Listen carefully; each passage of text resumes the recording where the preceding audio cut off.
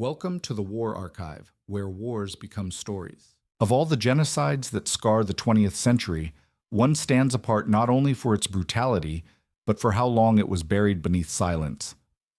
Long before the gas chambers of Europe or the killing fields of Asia, a campaign of destruction unfolded in the heart of the collapsing Ottoman Empire.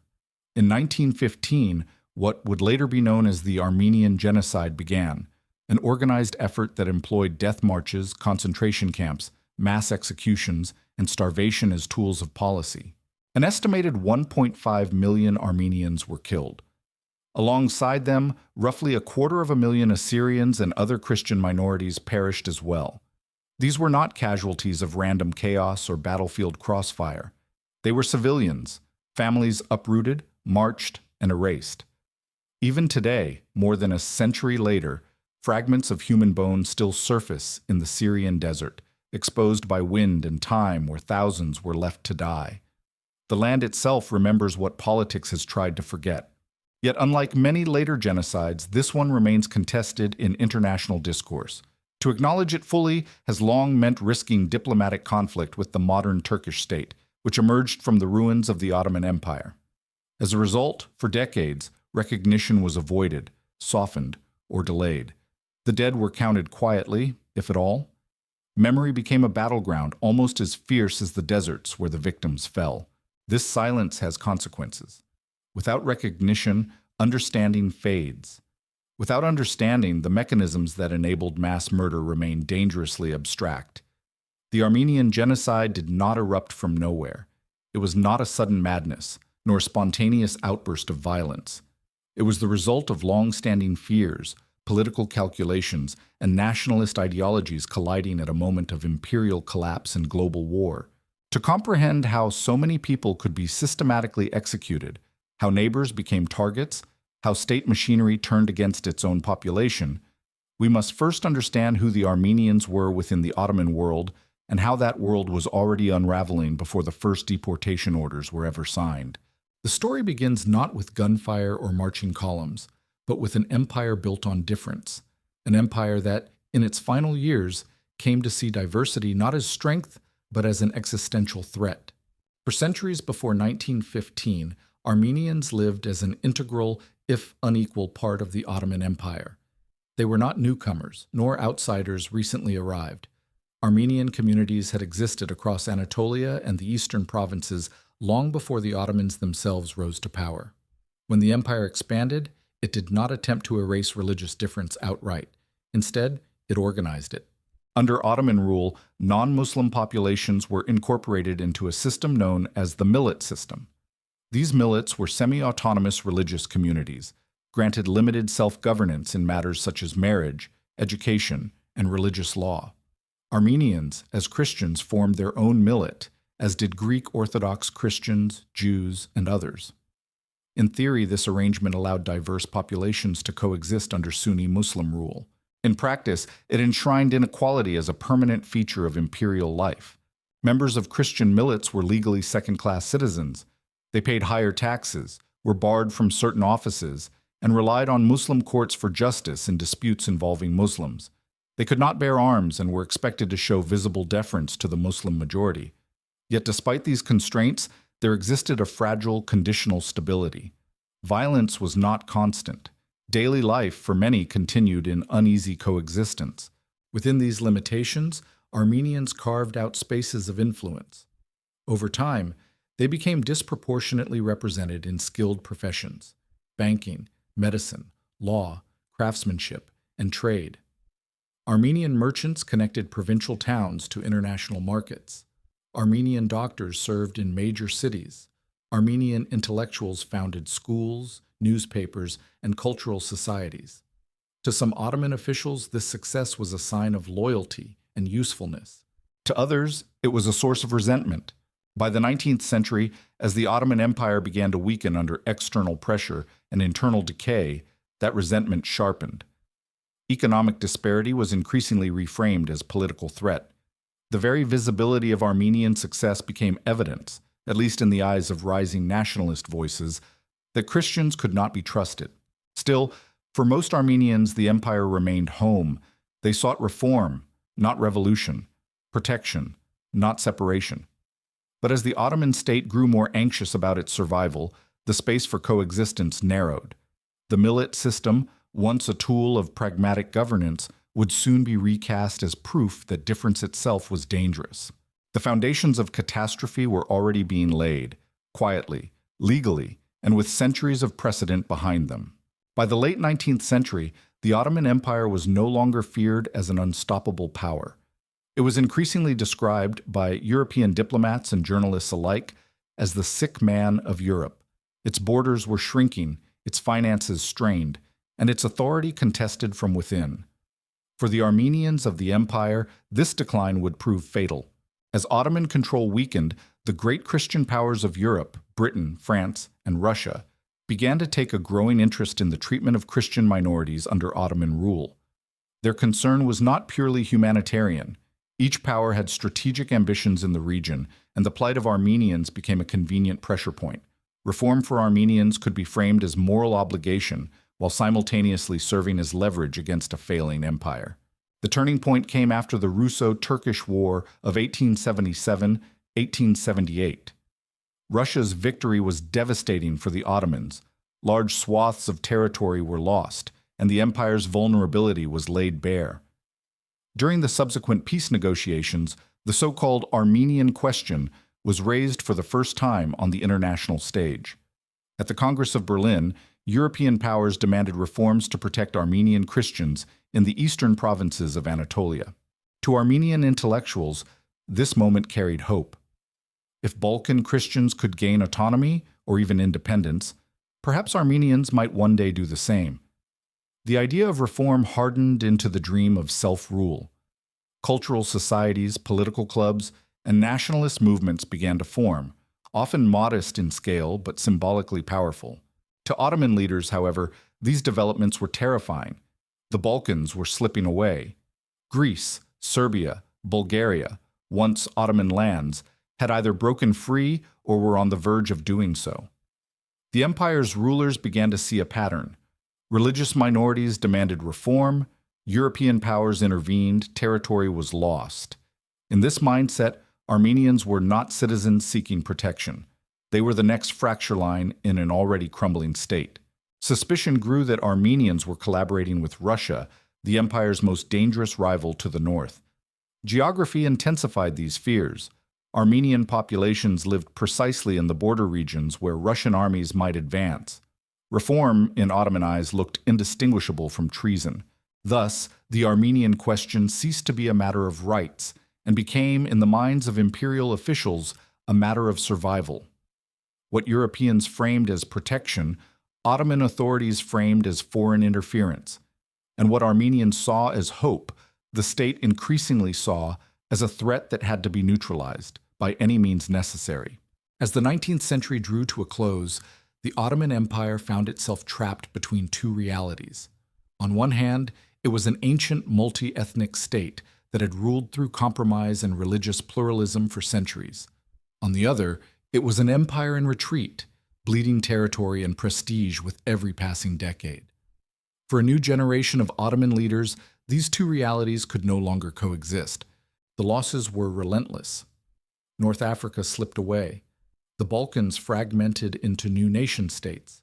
Each defeat seemed to confirm a painful conclusion. The empire's diversity, once its strength, was now its weakness. To many within the ruling elite, the lesson was clear. The Ottoman state had been too tolerant, too accommodating, too willing to allow difference. In a world increasingly dominated by nation-states defined by a single people and identity, pluralism looked like a liability. From this fear emerged the ideology of Turkification. Rather than an empire of many peoples, reformers now imagined a state centered on a dominant Turkish identity, linguistically, culturally, and politically unified. Minorities were no longer seen as protected communities, but as obstacles to national survival. Armenians, because of their numbers, economic visibility, and concentration in strategically sensitive eastern provinces, became the focus of this anxiety. Armenian political activism, though limited and fragmented, was magnified in the Ottoman imagination. Small uprisings and reform movements were treated not as local unrest, but as signs of a coordinated conspiracy. Every Armenian newspaper, every cultural association, every demand for reform was reinterpreted as proof that Armenians were preparing to dismantle the state from within. This fear hardened into policy. Surveillance increased. Repression followed. The line between civilian and enemy blurred as Armenians were increasingly discussed not as subjects of the empire, but as a problem to be solved. The language used by officials grew medical and dehumanizing, talk of disease, tumors, and internal decay, preparing the psychological ground for violence on a massive scale. The empire had not yet decided on extermination, but it had decided on exclusion. And once a population is defined as incompatible with the state itself, the path toward catastrophe becomes frighteningly short. The first great wave of bloodshed came not in 1915, but 2 decades earlier. Between 1894 and 1896, violence erupted across the eastern provinces of the Ottoman Empire in what would later be known as the Hamidian massacres, named after Sultan Abdul Hamid II. These killings were not spontaneous riots. They were organized, tolerated, and in many cases encouraged by the state itself. At the heart of the violence stood the Hamidi light cavalry regiments. Officially, these units were created to patrol the empire's eastern borders and suppress banditry. In reality, they became instruments of terror. Drawn largely from Kurdish tribal groups and armed by the state, the Hamidiya operated with near-total impunity.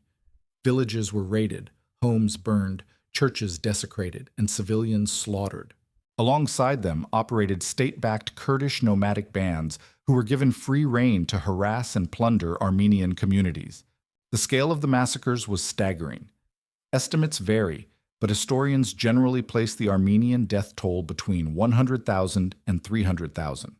Tens of thousands more Assyrians were killed. Entire towns were depopulated. Survivors fled into mountains or across borders, joining swelling refugee populations already burdened by hunger and disease.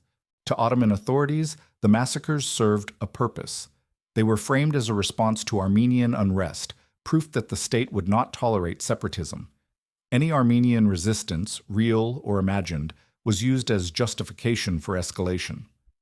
When Armenians attempted to defend themselves, their actions were seized upon as evidence of rebellion, reinforcing the narrative that they posed an existential threat to the empire. Religious and political leaders fanned the flames. Muslim populations were whipped into a frenzy with sermons and speeches warning that Armenians sought to destroy Islam and undermine Ottoman society. Pogroms followed. In city after city, mobs turned on their Armenian neighbors, often with the silent approval or active assistance of local authorities. Foreign observers documented the aftermath. One American journalist, William Sachtleben, described rows of mutilated bodies laid out along city walls, men with faces smashed, throats cut, chests flayed. When he asked whether animals had done this, he was told the truth. These wounds were inflicted by human hands, with knives. By 1897, Sultan Abdul Hamid II believed the danger had passed. Armenian nationalism, he concluded, had been crushed. Many intellectuals lay dead. Others had fled into exile. Order, it seemed, had been restored. But the Hamidian massacres were not an ending. They were a rehearsal. They demonstrated that mass violence against Armenians could be carried out with limited international consequence. They taught the state how to mobilize killers, how to justify slaughter, and how to survive the outrage that followed.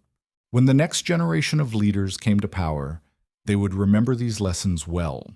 The violence of the 1890s did not confine itself neatly to battlefields or remote villages.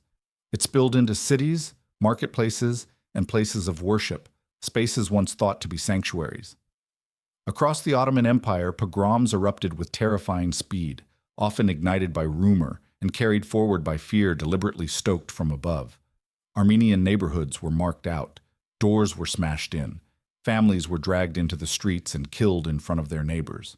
One of the deadliest episodes unfolded when Armenians sought refuge inside a cathedral, believing sacred walls might shield them from harm. They were wrong. The building was set ablaze and reduced to rubble while thousands remained trapped inside. Those who tried to flee were shot down. Those who stayed perished in the flames or suffocated beneath collapsing stone. In the aftermath, Survivors wandered through ruins searching for relatives who would never be found. For those who escaped immediate slaughter, death often came more slowly. Tens of thousands were driven from their homes and forced into flight. Refugee columns clogged roads and mountain passes. With winter approaching, food scarce, and shelter non-existent, starvation claimed as many lives as blades and bullets. Children died in their mothers' arms. The elderly collapsed by the roadside, left unburied where they fell. Foreign witnesses struggled to put what they saw into words. William Sachtleben, an American journalist, walked through the aftermath of one massacre and recorded a scene that defied comprehension. He described a line of bodies, hundreds of Armenians laid out along a wall, many horribly mutilated, faces smashed beyond recognition, throats nearly severed. One corpse, he noted, had been skinned across the chest, arms hacked away. When he asked whether animals had done this, the reply was chillingly simple: no. The wounds were inflicted by men, with knives. These accounts circulated in Western newspapers, provoking outrage, briefly. Diplomatic protests were issued, condemnations were voiced, but no decisive action followed. The Ottoman state weathered the storm, just as it had hoped. For those in power, the lesson was unmistakable. Mass killing could occur in plain sight, and the world would move on. Within the empire, the message was equally clear. Armenians had been marked as expendable. Violence against them was not punished. It was rewarded with silence. The psychological barrier to mass murder had been breached. What remained was not whether such violence could happen again, but how far it could be taken. By the end of the 1890s, the killing slowed. The fires burned out, the mobs dispersed, and the roads emptied of refugees, mostly because there were so few left to flee. To the Ottoman court, this lull was interpreted as success. Sultan Abdülhamid II believed the Armenian question had been resolved, or at least neutralized. The intellectuals who had spoken of reform were dead, imprisoned, or scattered across Europe and the Caucasus. Armenian political organizations were fractured and weakened. Outwardly, order appeared restored. But beneath the surface, nothing had been healed.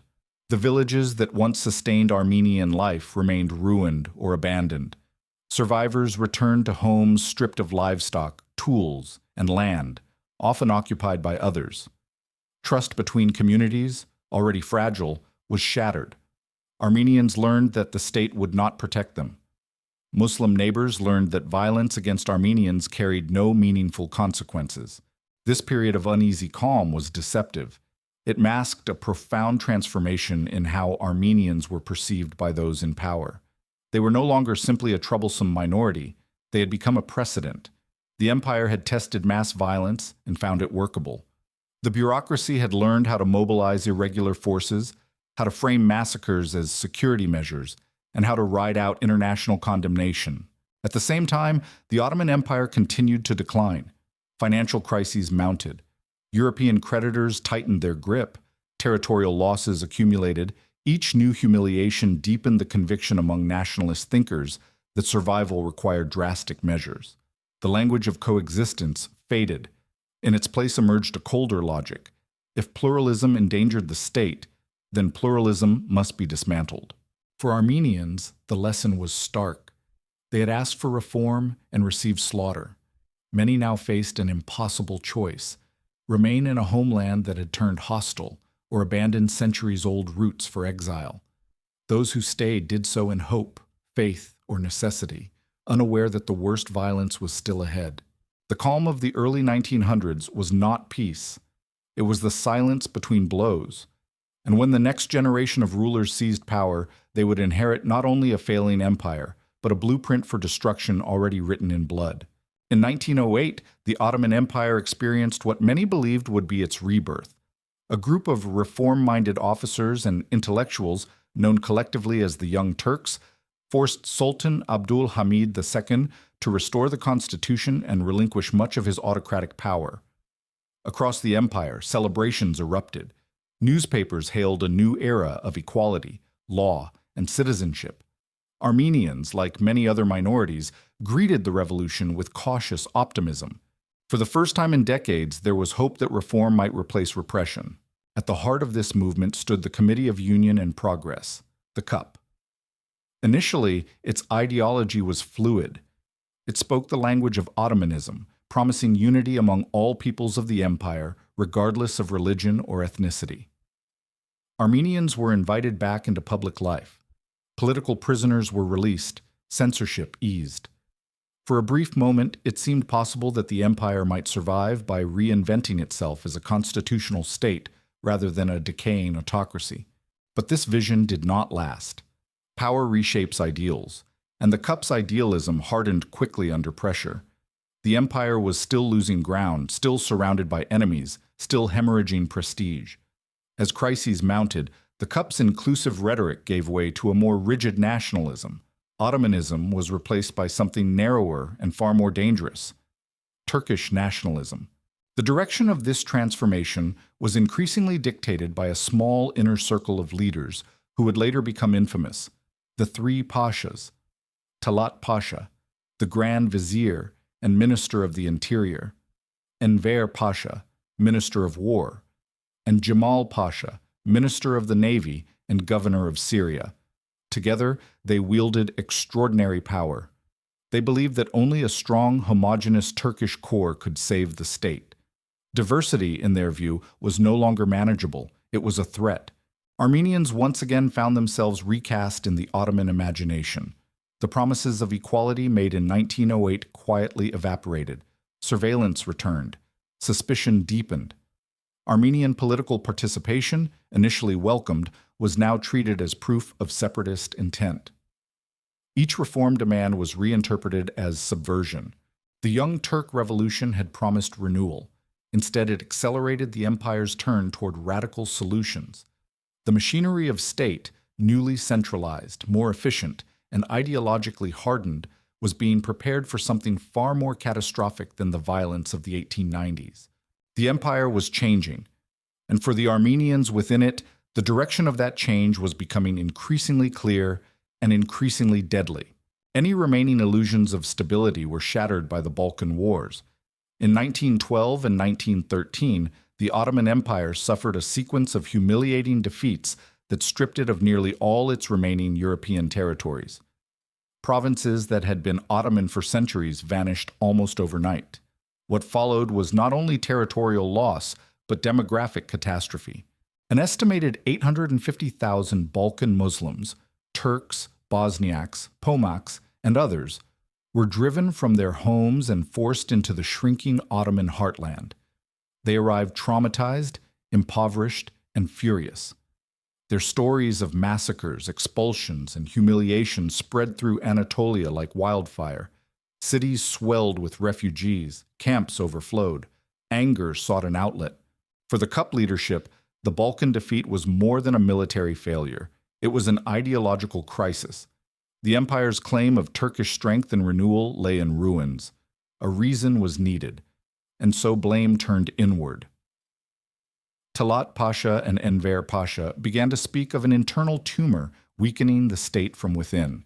The Armenians, already suspect, became the embodiment of that metaphor. The logic was seductive in its cruelty. If Christian minorities had supposedly aided Balkan secession, then Armenian reformism must be the next step toward dismemberment. If the empire was to survive, it must remove internal enemies before foreign powers exploited them. Loss became justification. Fear became policy. Public discourse shifted. Newspapers warned of conspiracies. Officials spoke openly of loyalty tests. Armenian villages in eastern Anatolia were increasingly described not as homes, but as strategic liabilities near the Russian frontier. The language of extermination was not yet explicit, but the groundwork was laid. The Balkan Wars taught the cup a final, brutal lesson. Populations could be removed, borders could be redrawn, and the international system would ultimately accept the results. The suffering of expelled Muslims was real, but instead of prompting empathy, it hardened resolve. If Muslims could be expelled from Europe, the cup reasoned, then Christians could be removed from Anatolia. By 1913, the empire that entered World War I was no longer uncertain about its direction. It was radicalized, embittered, and convinced that survival required decisive, irreversible action. When the opportunity came, the decision-makers would not hesitate. When the First World War erupted in 1914, It arrived not as a sudden shock to the Ottoman Empire, but as a grim opportunity. Surrounded by rivals and still reeling from the Balkan catastrophes, the QP leadership believed that war offered a final chance to reverse decline and reassert strength. By aligning with Germany against Russia, Britain, and France, the Ottomans hoped to reclaim lost prestige, and perhaps lost lands. The war also provided something else: cover. In the chaos of global conflict, extraordinary measures could be justified as necessities of national survival. Censorship tightened, emergency powers expanded. Decisions once unthinkable could now be framed as wartime security. For Armenians, this shift would prove fatal. The Eastern Front loomed largest in Ottoman fears. Russia, the empire's historic enemy, bordered the Armenian-populated provinces of Anatolia. Cup leaders fixated on the idea that Armenians constituted a potential fifth column, an internal force that might aid Russian advances. This suspicion persisted despite the fact that Armenian leaders on both sides of the border publicly pledged loyalty to their respective states. When the Ottomans attempted to incite Armenians living under Russian rule to rebel in exchange for promises of an Armenian homeland, the offer was rejected. Armenian soldiers in the Russian army fought for Russia. Armenian soldiers in the Ottoman army fought for the Ottomans. Loyalty, however, did not matter. Defeat soon followed paranoia. In the winter of 1914-1915, Ottoman forces under Enver Pasha launched a disastrous offensive against Russia near Sarıkamış. Poor planning, brutal weather, and overconfidence led to catastrophe. Tens of thousands of Ottoman soldiers froze to death in the mountains. It was one of the worst defeats in the empire's history. Rather than accept responsibility, Cup leaders searched for scapegoats. The presence of Armenian soldiers on both sides of the conflict was seized upon as proof of betrayal. Rumors spread that Armenians had sabotaged supply lines, guided Russian troops, or refused to fight. Evidence was thin or non-existent, but the narrative was irresistible. In the aftermath, Armenian soldiers in the Ottoman army were disarmed. Stripped of their weapons, they were reassigned to labor battalions, forced to build roads, carry supplies, and dig trenches under brutal conditions. Isolated from their units and defenseless, they were then systematically murdered, often by the very comrades they had served alongside. World War I had transformed suspicion into policy. The machinery of the state, now fully mobilized for total war, was turning inward. What had begun as fear would soon become a plan, and once that plan was set in motion, there would be no turning back. The disaster at Sarıkamış did more than shatter the Ottoman Third Army. It shattered restraint. In the frozen aftermath of defeat, the leadership of the Committee of Union and Progress found in failure the final justification it had been seeking. The narrative hardened quickly. The loss was not the result of hubris or miscalculation, but betrayal from within. Armenians, already cast as suspect, were now branded a fifth column, accused of undermining the war effort at the empire's most vulnerable frontier. This accusation required little evidence. The mere fact that Armenians lived along the Russian border, spoke a different language, and shared a Christian faith with Europe was enough. That Armenian soldiers had fought and died for the Ottoman army mattered less than the myth being constructed around them. In wartime, myths move faster than facts. Orders followed. Armenian conscripts were removed from combat units and reassigned to labor battalions. Officially, this was a security measure. In reality, it was a prelude to murder. Disarmed and isolated, these men were marched into remote areas under the pretense of road building or logistical work. There, in ravines and forests, they were killed, shot, bayoneted, bludgeoned. Witnesses later described columns that simply vanished. No graves were marked, no records kept. This purge served two purposes.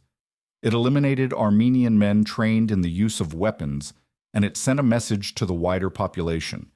Armenians were no longer soldiers of the empire. They were enemies of it. The boundary between civilian and combatant dissolved. If Armenian soldiers could be executed without trial, then Armenian civilians could be treated as threats as well. The logic was brutally consistent. Security demanded preemption. Suspicion demanded action. And action, once taken, demanded escalation. The removal of Armenian soldiers from the army was not an isolated crime. It was the opening move in a campaign that would soon engulf women, children, and the elderly. By early 1915, the state had crossed a line. It had tested mass killing under the cloak of war and found that it could proceed without immediate consequence. The question was no longer whether Armenians were loyal. The question, now being asked in ministerial offices and provincial headquarters, was how to remove them entirely. The answer would come soon, and it would be delivered not with bullets alone, but with marches, starvation, and the slow, deliberate machinery of annihilation. By the spring of 1915, the eastern city of Van stood at the center of Ottoman fears. To officials in Constantinople, it appeared to confirm everything they had warned about for decades: a large Armenian population, close to the Russian frontier, now caught in unrest during wartime. In government reports and later justifications, Van would be described as proof of an Armenian uprising, clear evidence, they claimed, of a coordinated rebellion backed by Russia. But for the Armenians of Van, the reality was far more desperate and far less political. In the surrounding provinces, violence had already begun in earnest. Armenian men were being arrested, disarmed, or killed outright. Villages were attacked by Ottoman gendarmes and Turkish-backed Kurdish militias, many linked to the old Hamidian networks. Tens of thousands of Armenians in the countryside were slaughtered in what authorities described as security operations.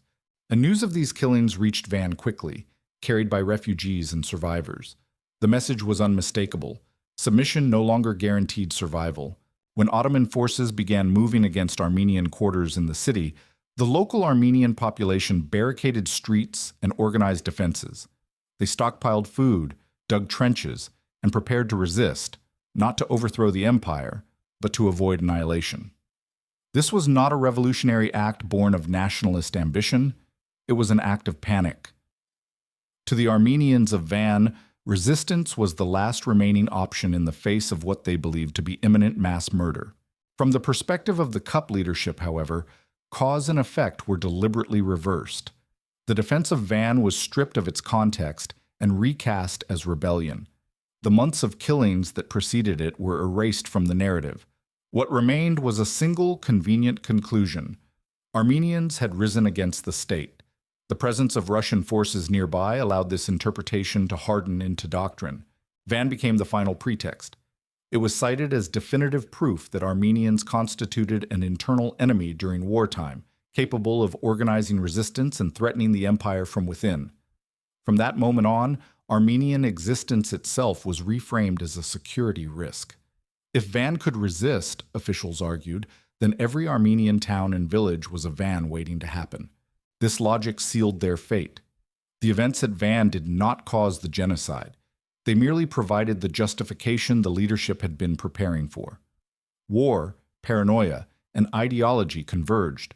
What followed would no longer be selective repression or localized massacres, but a centrally coordinated policy aimed at removing Armenians entirely from the empire's landscape. The machinery of deportation was about to begin. On the night of April 24, 1915, the Armenian world inside the Ottoman Empire was decapitated in silence.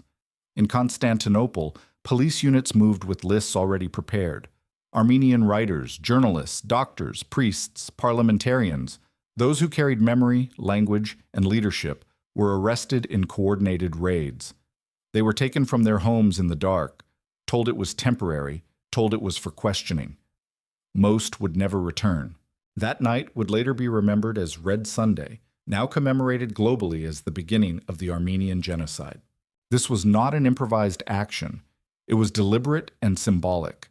By removing the intellectual and political elite first, the state ensured that the Armenian population would be left leaderless, fragmented, and unable to organize resistance or appeal effectively to the outside world. What followed would not be chaotic violence, but administration. In the weeks after Red Sunday, deportation orders spread outward from the capital into the provinces. Governors received instructions framed in the language of security and necessity. Armenians were to be relocated, not punished, not accused, simply removed.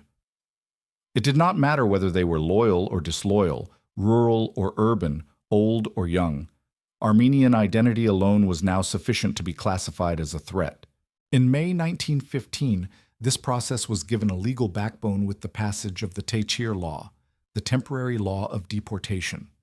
With a single piece of legislation, mass expulsion was transformed into state policy. Property could be confiscated, communities could be emptied, families could be marched away under the protection of law.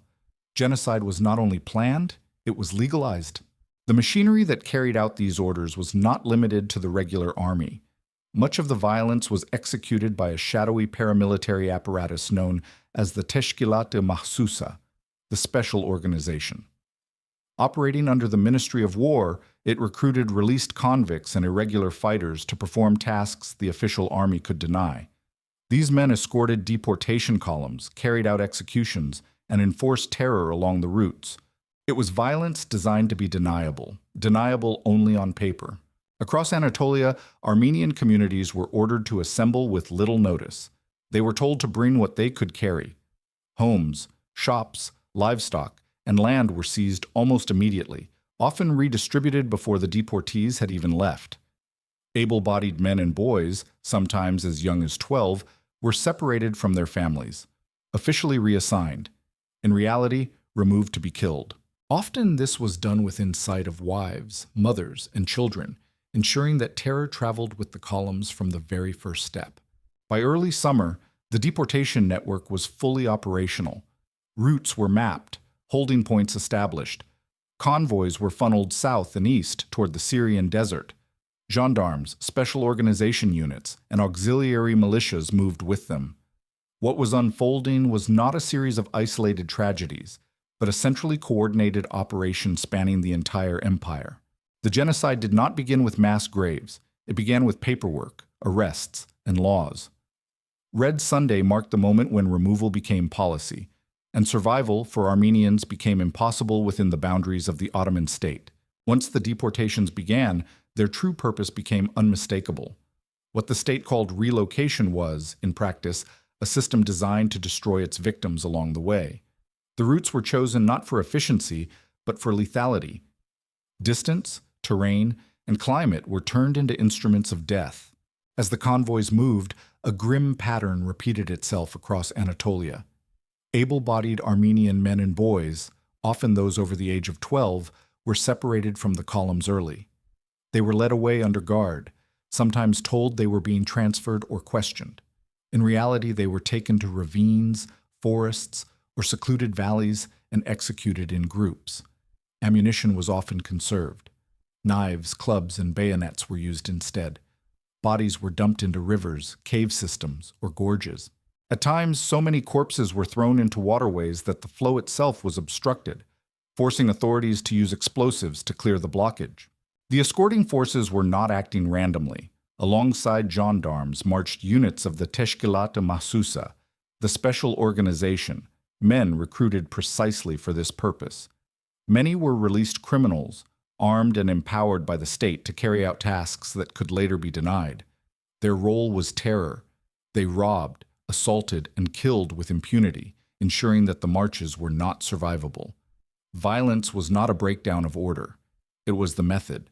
What remained of the columns, women, children, and the elderly, were driven onward under relentless brutality. Food was deliberately withheld. Water sources were guarded or denied. Anyone who collapsed was beaten or shot. Mothers carried infants until exhaustion claimed them both. Children wandered beside the dead, too weak to cry. Sexual violence was pervasive. Women and girls were abducted from the columns, assaulted, and often murdered or permanently absorbed into households and militias, stripped of their identities. By the time the convoys reached the fringes of the Syrian desert, they were scarcely recognizable as communities. They arrived as remnants. And yet, even this was not the end. Survivors were penned into open camps with no shelter and no supplies, left to die of starvation, disease, or further massacre. Deir ez-Zor would become the most infamous of these destinations, a name that would echo in Armenian memory as a synonym for annihilation. None of this occurred in secrecy. Even the Ottoman Empire's wartime allies were aware of what was unfolding. German military officers and diplomats stationed throughout the empire witnessed the deportations firsthand. Reports were written, Photographs were taken. Some protested quietly. Others rationalized what they saw as necessity. Strategic alliance outweighed moral outrage. Silence prevailed. Infrastructure, too, played its role. Railways built with German expertise, including sections of the Baghdad Railway, were used to transport deportees deeper into the empire, accelerating the process of removal. Modern logistics, forged for imperial ambition, were repurposed for mass death. By late 1915, the Armenian presence across much of Anatolia had been erased. Churches stood empty, villages fell silent. Roads once used for trade and pilgrimage became corridors of bones. The genocide had achieved its objective, not through chaos, but through coordination, denial, and the quiet complicity of those who chose not to intervene. For those Armenians who survived the death marches, the journey did not end in safety. It ended in the desert. Deir ez-Zor, a remote region of what is now eastern Syria, became the final destination for countless deportation columns, a place chosen precisely because survival there was unlikely. There were no towns prepared to receive the displaced, no infrastructure to sustain them. The desert itself was the weapon. When the convoys arrived, they found no refuge. Food was scarce or non-existent. Water sources were guarded or poisoned. Disease spread rapidly among bodies already weakened by starvation and abuse. Those who collapsed were left where they fell. Others were periodically taken away in groups, hundreds at a time, marched into the open desert, and killed. Some were shot. Others were clubbed or burned alive. The camps around Deir ez-Zor became spaces of slow execution, where death came not in a single moment, but over days and weeks of deliberate neglect. One survivor's account captures the human reality behind the numbers. A young Armenian woman, just 21 years old at the time, later described the arrival of Ottoman forces in her village. Everything of value was taken: food, animals, money. She watched her stepfather beg for mercy before being beheaded along with other men. The remaining women and children were forced onto the road, marched through mountains until their feet bled. When they reached water, guards beat them away. She witnessed girls and women dragged from the column, never to return. To survive, she smeared her face with mud and pretended to be disabled, hoping to avoid being taken. Her family did not survive. Her mother, father, sister, and 10-year-old brother were all killed, their bodies left unburied along gorges and fields. Their fate was not unusual. It was typical. Along the route and at gathering points like Ras Al Ain, tens of thousands of Armenians were murdered. Women and children often arrived stripped naked, their possessions stolen by gendarmes and militias. In the camps, starvation and illness finished what the marches had begun. And yet, even amid this vast machinery of death, acts of resistance and humanity endured. Some Kurdish villagers, Bedouin nomads, and Arab communities risked their lives to hide Armenian children or guide families away from the convoys. Parents were sometimes forced into impossible choices, sending a son or daughter away with strangers in the hope that at least one might live. A few officials, including the mayor of Deir ez-Zor, attempted to provide food or shelter, defying orders where they could. By the time the deportations ran their course, only around 400,000 of the 2 million Armenians who had lived in the Ottoman Empire remained alive. The rest had vanished into deserts, rivers, and unmarked graves. Deir ez-Zor stood as the final proof that the genocide was not accidental. It was designed, and it had succeeded. When the First World War ended, the Ottoman Empire collapsed in defeat. Its territories were dismantled, its authority dissolved, and its leaders scattered across Europe and Central Asia. For the Armenian survivors, the end of the war did not bring justice, only the stark realization that the men who had engineered their destruction were slipping beyond reach. In the immediate aftermath, Ottoman military tribunals were convened. Documents were presented. Testimony was heard. The leadership of the Committee of Union and Progress was found guilty of war crimes and crimes against humanity.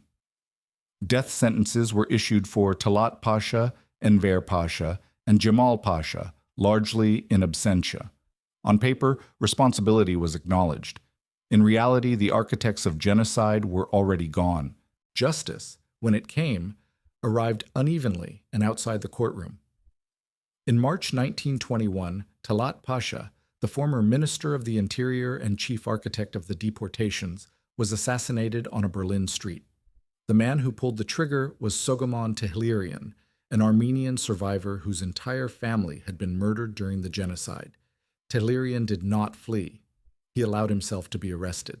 What followed was one of the most extraordinary trials of the 20th century. In the Berlin courtroom, the focus shifted from the dead statesman to the dead millions. Witnesses testified not only to the assassination, but to the massacres, the marches, the destruction of families. Tehlirian spoke of seeing his mother's body, of trauma that never faded. The jury listened and then acquitted him. Not because the killing was denied, but because the court recognized the psychological devastation inflicted by genocide. For the first time, the crime itself stood trial. The other architects met violent ends as well. Enver Pasha was killed in combat in Central Asia by forces under the command of a Russian Armenian officer. Jamal Pasha was assassinated in 1922 while working abroad. These acts, later known collectively as Operation Nemesis, were not acts of random revenge. They were attempts by survivors to impose accountability where international law had failed. Meanwhile, the new Turkish Republic chose denial. While admitting that deportations had occurred, the state insisted they were wartime security measures, not an attempt to destroy a people. The word genocide became forbidden. Those who spoke of it publicly faced prosecution, or worse. Turkish-Armenian journalist Hrant Dink was tried repeatedly for denigrating Turkishness. In 2007, he was assassinated in broad daylight. Silence, once enforced by imperial decree, was now maintained by fear, yet memory resisted erasure. Historians uncovered diplomatic cables, eyewitness reports, and survivor testimonies. Some revealed that incriminating documents had been deliberately destroyed decades later in an effort to bury the truth. Kurdish political movements issued apologies for the role some Kurdish tribes had played. Recognition spread unevenly, constrained by geopolitics rather than evidence. It was not until 2021 that a sitting president of the United States publicly referred to the events of 1915 as genocide. One legacy, however, could not be silenced. The Berlin trial of Soghomon Tehlirian deeply influenced a young jurist named Raphael Lemkin. Confronted with the question of how such a crime could exist without a name, Lemkin set out to define it. Years later, he introduced a new word into international law: genocide. In Armenia, memory burns quietly. At the Tehcir Memorial, an eternal flame honors the dead. Each year, thousands lay flowers in silence, forming what is known as the Wall of Flowers, a living testament to lives erased but not forgotten. The Armenian Genocide was not only a national tragedy. It reshaped how humanity understands crime, responsibility, and memory itself. It stands as a warning etched into history. When a state defines a people as a threat, when law is used to legitimize removal, and when the world chooses silence, destruction follows.